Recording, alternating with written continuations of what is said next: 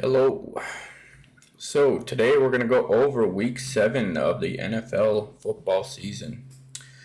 So of course we had, welcome all, to BFantasyFootball podcast. I'm your host Derek, and this week my co-host and brother Marcel is ruled out with schedule complications. We'll be previewing week 7 of the 2021 NFL season and what I think may happen in each matchup. So of course we have bye week hell. So we have 6 teams on bye. We have the Bills, Cowboys, Jaguars, Vikings, Steelers, and the Chargers all on bye. And we already had Thursday night game, which was a pretty close game. It was 17-14. The Browns looked like they had it in hand the whole time, but the Broncos tried to give it one last fight at the very end. Okay, so looking at the first game of the season, or of the week, we have the Kansas City Chiefs against the Tennessee Titans. It's a 4.5 spread, which is with a 57.5 over under, which is an implied point total of about 31-27 for the Chiefs. Chiefs have won 3 out of their 6 games this year, while the Titans have won 4 out of 6. So that's kind of bodes well for Titans compared to what we expected, because it doesn't feel like the same team as before. Although King Henry is definitely back, and he's definitely someone you want to have in your lineups this week, because this could be just a bloodbath for him.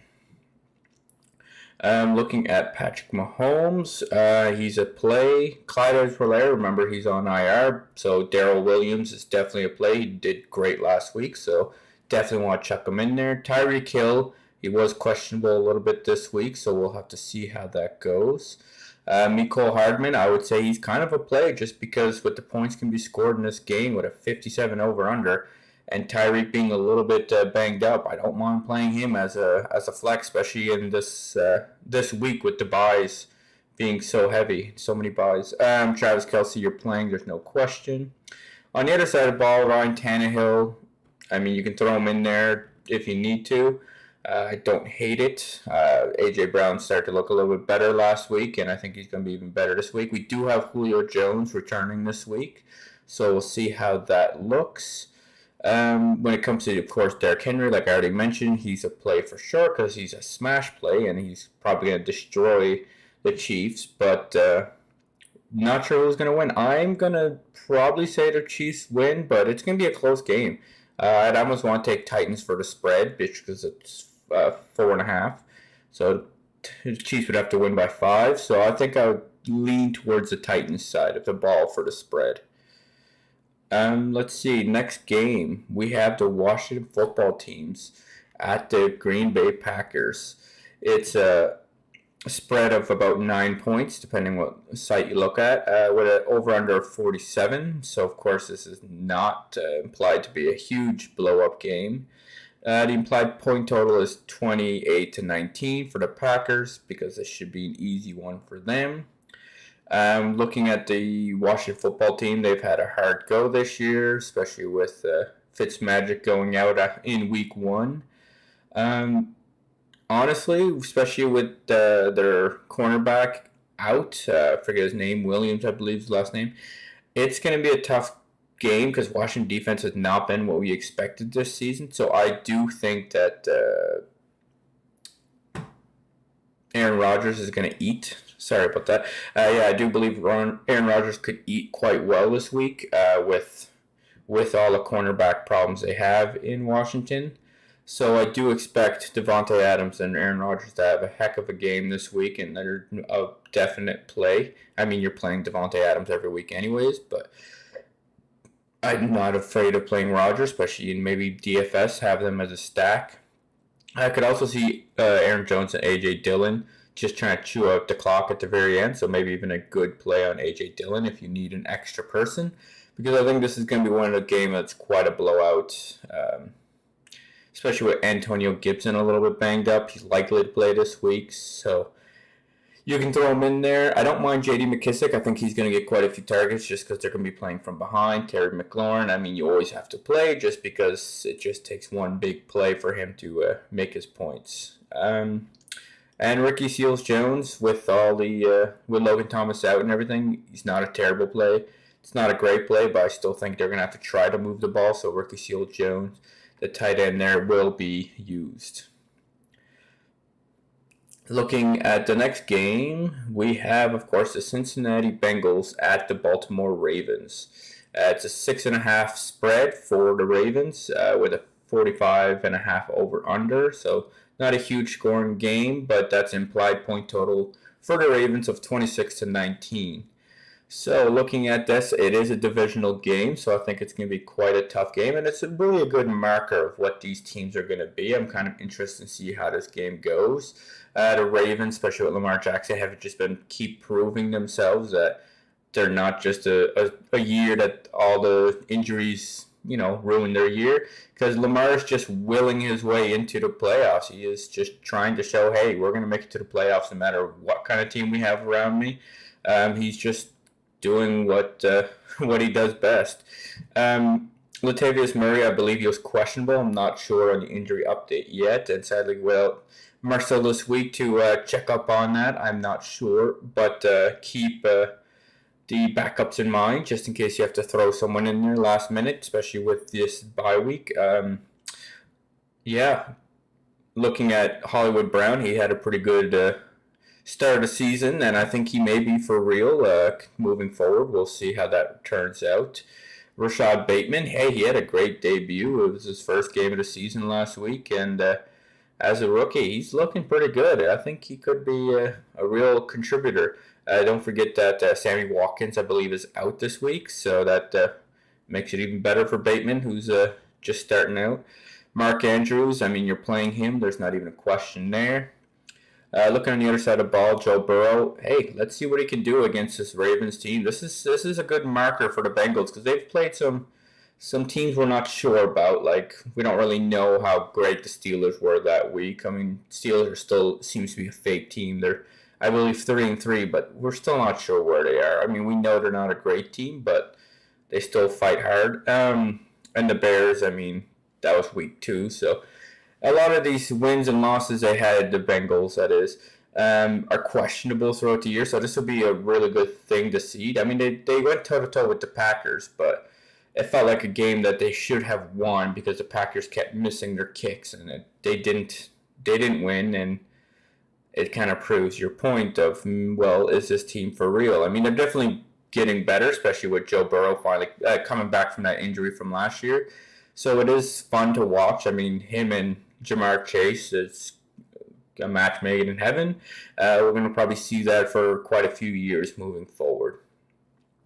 Looking at Joe Mixon, you're going to want to play him just because he's healthy. He can prove himself. He always does really well. He has done really well. He's one of the higher graded runners this year.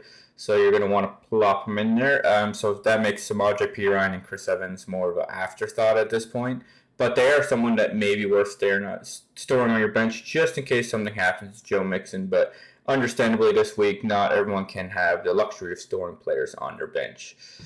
T. Higgins, he's another play. Almost anyone that has a pulse this week is someone you're going to want to play. Tyler Boyd is not someone I want to start necessarily, but I'm not afraid to start. Like, if you don't have anyone else, don't go looking too deep under the waiver wire because you might just end up with someone even worse than Boyd.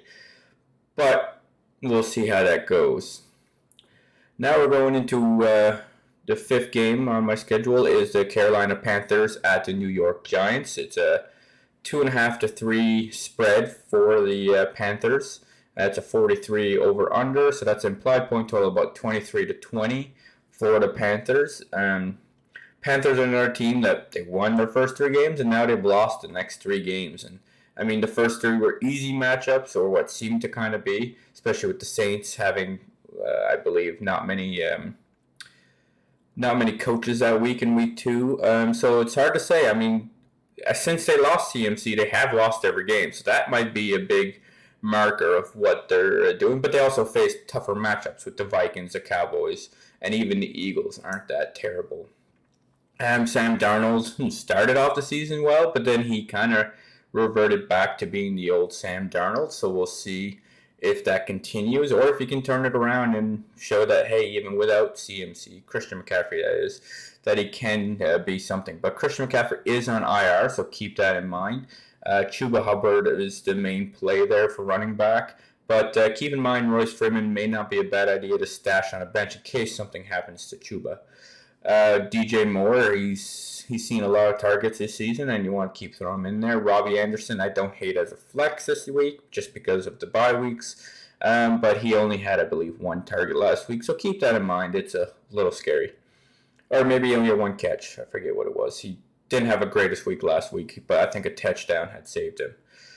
Terrace Marshall, I always keep an eye out on him, but because maybe he can play his way into this season, especially with CMC on IR after last week. Tommy Trumbull, he had a few good weeks so far this year. Keep him in mind. I mean, if you're really desperate, you can play him this week, but he's someone more in Dynasty I'd want to hold and not necessarily just throw in my lineup. But I can understand with this crazy bye weeks. The other side of the ball, we have the Giants, who seem to have every player either questionable or out this week. We have Saquon Barkley, which is out. We have Kenny Golladay, I believe, already ruled out. Kadarius Toney's already ruled out, from what I understand. Sterling Shepard is questionable. Darius Slayton is questionable, and Evan Ingram is questionable. They did pull up off the other teams. Dante Pettis was moved into the lineup, so we'll see. Maybe he can prove himself. He did do great a few years ago when he was on the 49ers, and then he just disappeared. So I'm not sure if it's just because he was in the doghouse or if he just lost what he had. He didn't work hard enough to keep it going. But so this does make me a little worrisome for Daniel Jones this week, just because he doesn't have any of his regular starters other than maybe Shepard. And I mean, he has played with Slayton quite a bit. But they're all questionable, so that does make me want to steer away, and I probably won't play Daniel Jones unless you're in a super flex league, because, I mean, he can still make some points with his legs as well, but this is going to be quite a matchup. I do believe the Panthers can take this with the over as well, with the 3 points. But it's going to be a tough game either way. It's not going to be a fun game to watch, likely. It's a game I won't have on any of the main TVs. Next game, we have the Atlanta Falcons at the Miami Dolphins. It's a 2-point spread in favor of the Falcons, 47.5 over under. So that's an implied point total of 25 to 23 for the Falcons. So the Falcons, they are just coming off a bye. They played in London the week before against the Jets in week 5, and they did beat the Jets, even though they didn't have their top 2 wide receivers. So that means Calvin Ridley's finally back, so that's great to see. Cordell Patterson, he's a play. Matt Ryan, I would say he is a play. The Miami Dolphins defense, they have lost a few cornerbacks and haven't played as well this week. So I do like Matt Ryan as a stream. I think Cordell Patterson could eat a little bit. Calvin Ridley could eat. Mike Davis might be used to run away the rest of the game once it's if the Falcons can get a solid lead in the start. After that, I'm not too in favor of anyone else. I don't want to really throw in Russell Gage or Zacchaeus. But Kyle Pitts, he can be thrown in a tight end, especially this week. He has proven himself 2 weeks ago against the Jets, but I mean, that was without their 2 top receivers. But he's still someone worth throwing in there because maybe he proved himself. So definitely don't hate playing Kyle Pitts this week. Looking at the Dolphins, after winning their first game against the Patriots, they've lost every game since. Although they did lose Tua in week 2 early in the game. They did get Tua back last week, but this was in London and they lost against the Jaguars 20-23. It was a very close game, but it was in London and now they're playing the next week. So that's why it makes me want to fade a lot of these Dolphins players, especially their defense. I think they're going to have a terrible game defensively because I think the defense is going to be exhausted from all this travel. I find defense can get exhausted after having such a big game in such a big place. But I don't mind playing Jalen Waddle. I think he's going to get enough targets. He's going to be worth it. I do believe Devontae Parker is questionable with his hamstring. So keep that in mind. He's a little scary to play. I probably wouldn't want to play him if I had to, but I can understand with the bye weeks. Tua, I think he's a decent play just because these Falcons aren't that great defensively. So between Tua and Waddle, those are 2 players I do want to play. do remember Preston Williams could be coming into favor over time. He did play pretty good with Tua last year, but that might have been out of necessity where he didn't have a lot of wide receivers and people to throw to. Mike Gesicki, I mean, any tight end you're going to throw in there that you have a chance. When it comes to the running backs, it's kind of a mess. All of them are having pretty equal load between Myles Gaskin, Malcolm Brown, and Salvin Ahmed. So I'm not sure if there's anyone I really want to throw in there, but I can understand if you're just looking for a touchdown, maybe throw one in there and hope for the best. So we'll see how that game goes. I believe that the Falcons can take this just because I think the Dolphins are just going to be too tired from all the travel. I think this is one of the first times we've seen a team forego to bye and play the next week. But I think they might have thought that the Jaguars were going to be an easier team to beat when they were making their schedule, and that they would have been better. The New York Jets is the next game against at the New England Patriots. It's a -7 spread for the Patriots with a 42.5 over under, so a very low over under. That's an implied point total of 25 to 18 for the Patriots. So looking at this, the Jets are 1-4. They've already lost against the Patriots in week 2, 6-25. And they came off their bye week, so hopefully with their bye week over, they have a little more juice compared to the Patriots, who just lost against the Cowboys 29-35. So they had a pretty good week last week, the Cowboys, playing that close against the Cowboys, sorry. But yeah, Zach Wilson, I mean, you're not someone that you're going to want to start. Michael Carter, you can throw in there and hope for a touchdown. That's really all you're going to be doing. Corey Davis, I would be hesitant to play only because Bill Belichick's really good at taking away your best target and your best player on your team. So if you play him, I can understand because this bye week. But it's someone that I don't want to throw in there necessarily, but I don't blame you if you do. Elijah Moore might see a few more targets. He's a rookie that's coming into favor, but it's taking time. And then after that, there's not really anyone on the team that I really want to play. Looking at the Patriots side, of course, we have Mac Jones, who seems to be doing all right. I mean, I'm hoping to see a little more from him. I just want to see him throw more because I think he has more juice than they're allowing. I think they're just trying to play the game slow and try to, eke out wins here and there. And I think this would be a good game for them to try to do that, is let him throw a little more.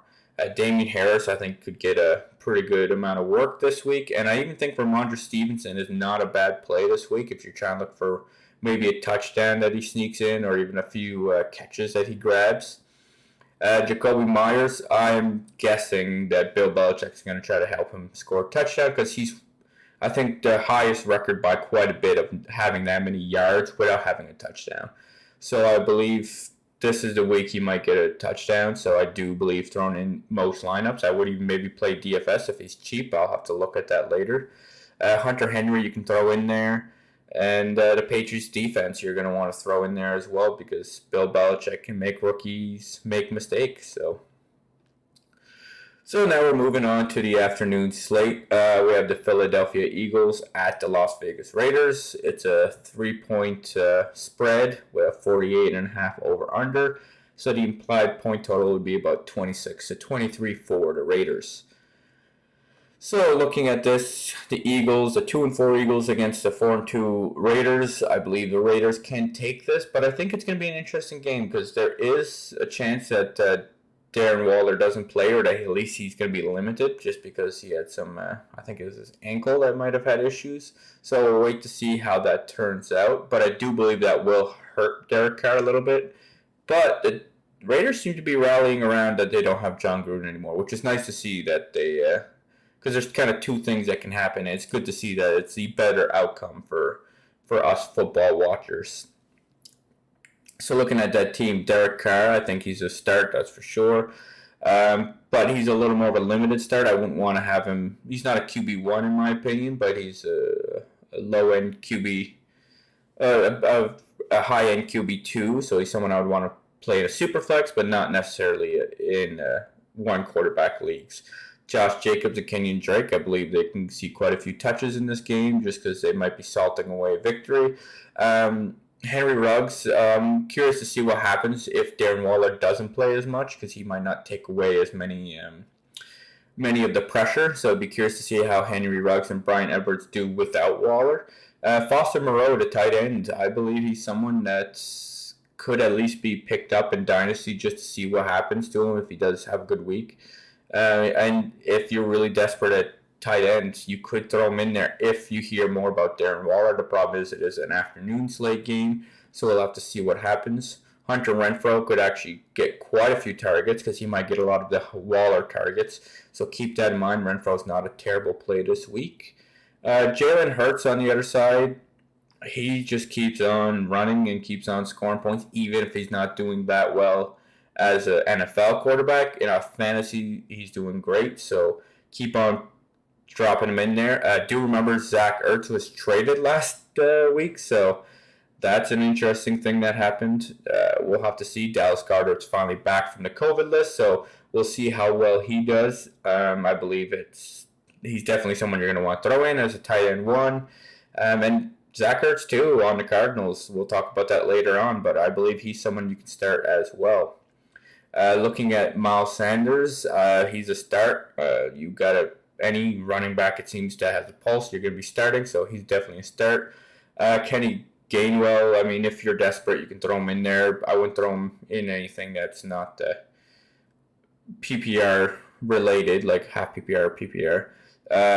Standard, I wouldn't really want to throw him in there, but it's hard to say because he could still score a touchdown. When it comes to the wide receivers, I mean, it's not the greatest game to play against the Raiders, so we'll see what happens there. They did hold quite a few teams down in points, so we'll see what happens there. I do kind of like Devontae Smith. We'll have to see how he proves out. Quez Watkins is coming on his own.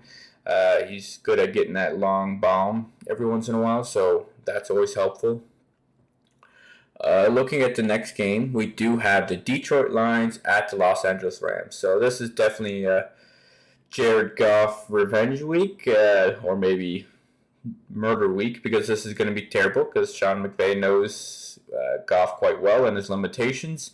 So I feel like they're going to plan around that. And also, Sean McVay does seem to be one that plays into players' narratives. So I think he's going to try to get Matthew Stafford well fed with a lot of touchdowns in this game.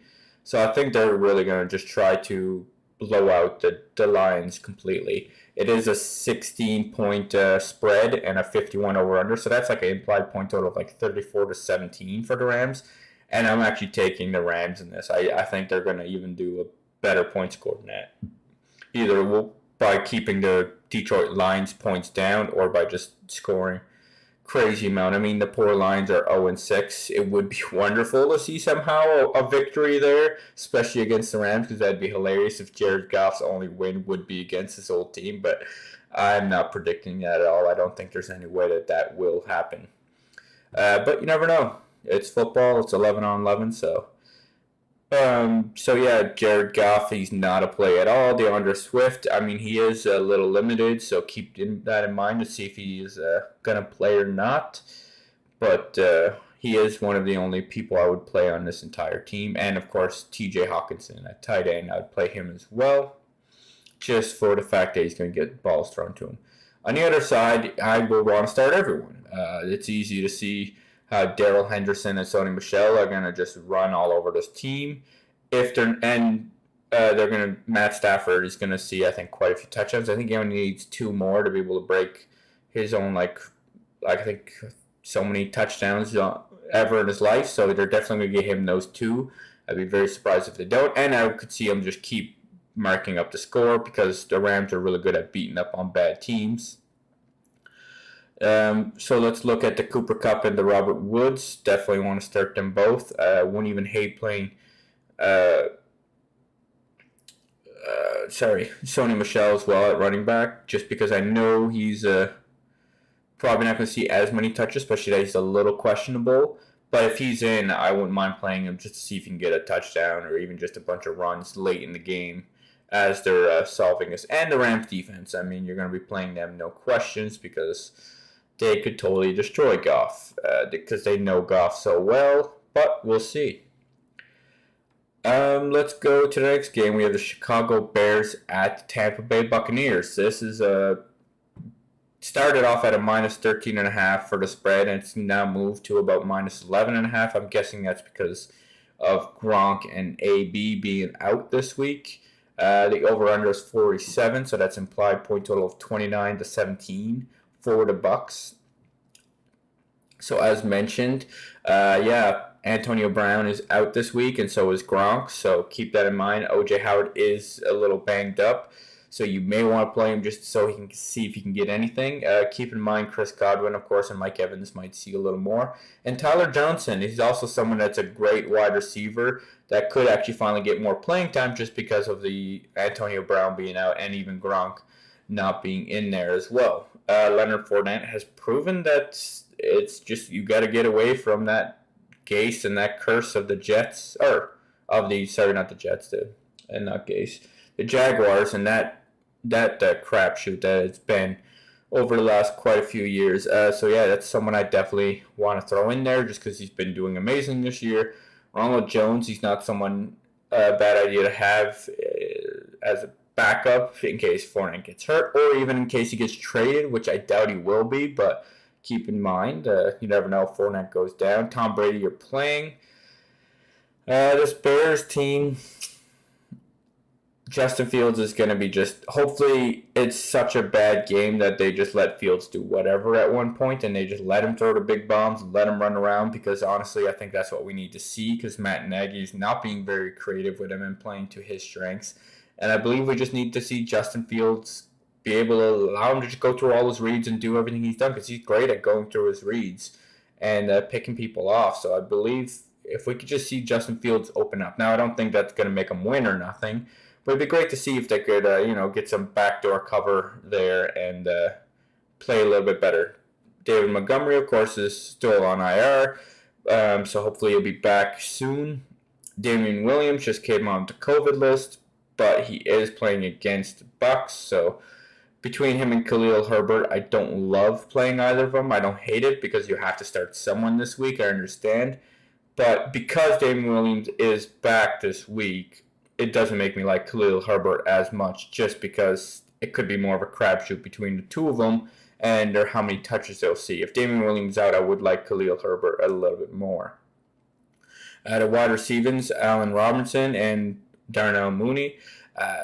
Not two people I want to play. The Mooney I would like to play a little bit more just because he could get one of the long bombs from Justin Fields and, make up for his week a little bit there. Cole Kmet, tight end. You could throw him in there if you're desperate just because of the bye week, of course, and having so many tight ends banged up. But not someone I want to start. Not someone I'm all ready to start. And the Bucs defense, you're going to want to play against this Bear because they've proven they've let in a lot of points for the defenses. Looking at another blowout game. This is a week of a lot of blowout games, honestly. A lot of backup running backs could be in play this week. We have the Houston Texans against the Arizona Cardinals. It's a 17-point spread, and it's a 47.5 over/under, so that's an implied point total around 32-16 for the Cardinals. So, of course, it's another big, seemingly easy game for one team. The Texans have, they're 1-5, and they've lost every week except for against the Jaguars in the first week when they had Tyrod Taylor. So this seems to be another easy, Cardinals win. Check it off. Hopefully they can get out quick, because I believe they're probably just, after they get a good lead, they're just going to run the ball away and just take the air out of the ball and finish this game for this week. So looking first at the Texans side of the ball, we have Davis Mills. You're not going to start him unless maybe 2 QB leagues if you're really desperate. Phillip Lindsay, Mark Ingram, and David Johnson. Hopefully any of them can even see good play, but no one I really want to start. Brandon Cooks is about the only player on this entire team that I would want to start, and even then, it's only because he's playing so well all on by himself.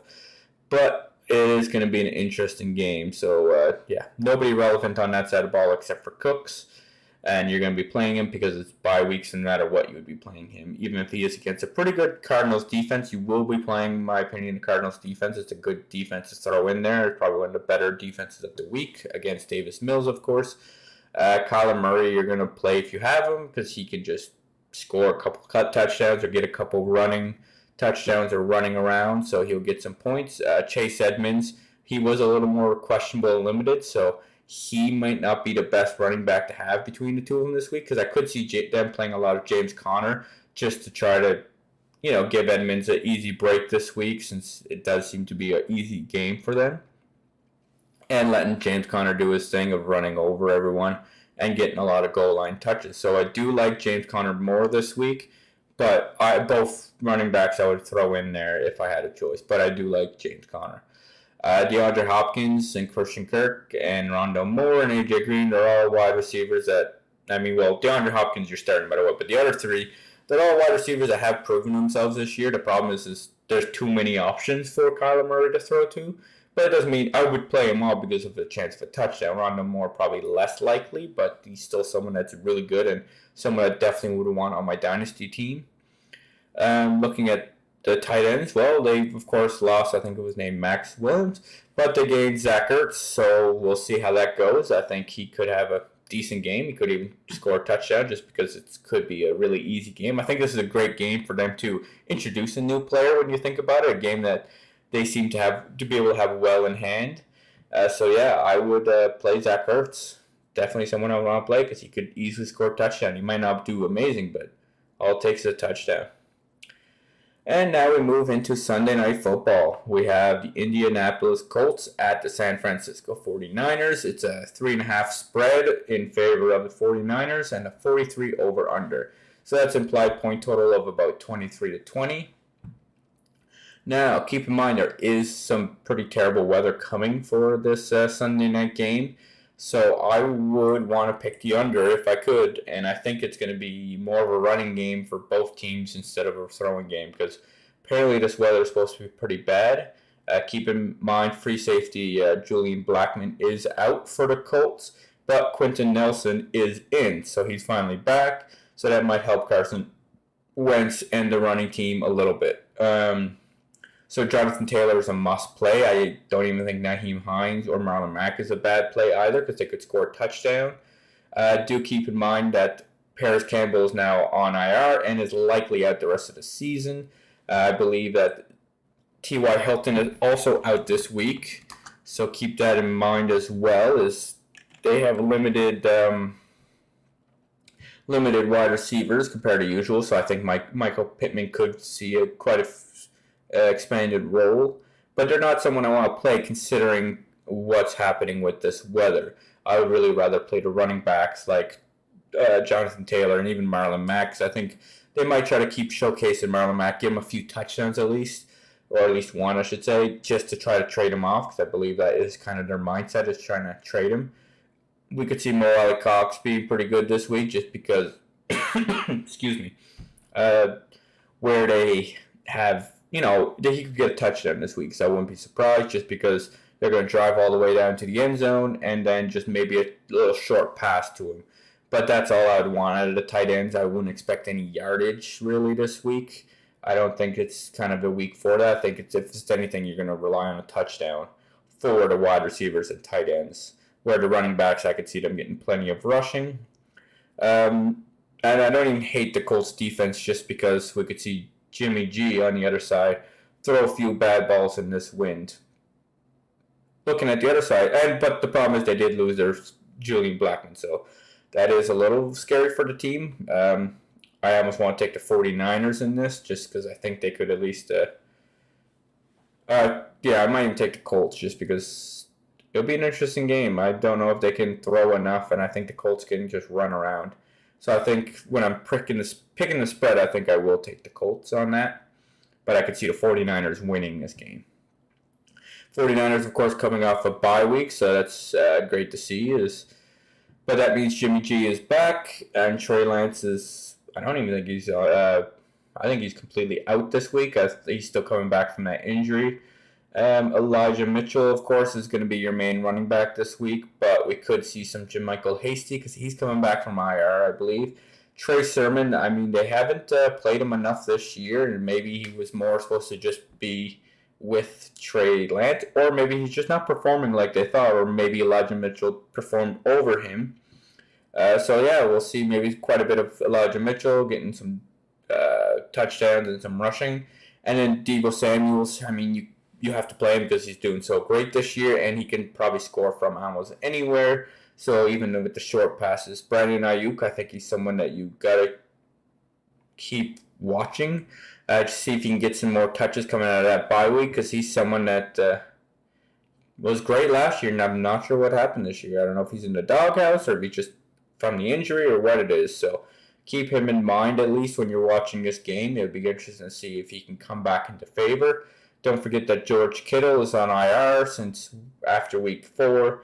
But Ross Dwelly, he could, if you need a tight end, he could be someone that could catch a touchdown somewhere in this game. Same thing with the Colts defense. I also don't mind playing the 49ers defense just because this weather could just make it a defensive game more than anything. And looking at the last game of the week, we have, of course, the Monday Night Football game, the New Orleans Saints at the Seattle Seahawks. It's a 4-point spread, a 42.5 over under. We have the implied point total of 23-19 for the Saints. The Saints are coming off of a bye week. They still don't have Michael Thomas. He's still on IR. It could even be a couple more weeks.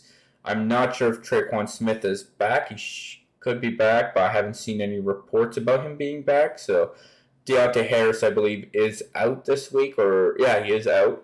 So that'll be interesting to see if Marquise Callaway can see quite a few catches. I believe this could be an Alvin Kamara game just because he's the best player, and they're just going to keep using him to win the game. Jameis Winston, though, hopefully maybe they can see him open up a little bit more because they do need him to do that coming in the next few weeks just because they have a lot tougher matchups after this week. So I would like to see him and Marquise Callaway get into better favor. Adam Troutman, I don't hate him as a play just because with Deontay Harris out and Michael Thomas not back yet, and Traquan Smith, I'm not sure if he's back yet. So if you need a tight end somewhere, he's not the worst to pick, but not a fun pick either. Looking at the other side of the ball, of course, we still have Russell Wilson on IR for quite a while yet. So that means we have Geno Smith in there throwing some balls to Tyler Lockett and DK Metcalf. I'd rather have DK Metcalf right now at this point of the season over Tyler Lockett because, as people have mentioned, Tyler Lockett's not worth much at all anymore without the Russell Wilson connection that they had. When looking at the running backs, on the other hand, this is just kind of a mess. Of course, Chris Carson is on IR, and that leaves Alex Collins, who is questionable and who was banged up, but he looks like he's going to play from what we heard from Pete Carroll. Rashad Penny might be back from IR after a long time, so we'll see how that works because he was injured in week 1, re-aggravated his calf injury, and was out until maybe this week. And then DJ Dallas, he looks like he's running still pretty decent, not amazing, but decent. So we'll see how that turns up between the 3 running backs. Hard to say what's going to happen between one getting injured, one coming back from injury, and one that's behind in the pecking order as well. Gerald Everett might be a play at tight end just because he hasn't had a terrible season, I don't believe, but I don't believe they're going to score a whole lot against the Saints, and I believe this is going to be a pretty easy game for the Saints. So that wraps up today's podcast. I know it's a pretty short one without Marcel here and being able to look at the different people the newest news, whether people are in and out. But that wraps it up. Please don't forget to click that like button and subscribe on YouTube. Also follow us on Twitter at BoudreauxBrosFF. Also follow our personal handles at Marcel_BFF and at Derek_BFF. Marcel's a lot more active. I will be truthful about that. I still haven't got that Twitter game yet. So please don't hesitate to reach out and ask us questions about our rankings, start, sit, and trades. Thank you very much, and see you guys next time. Good luck.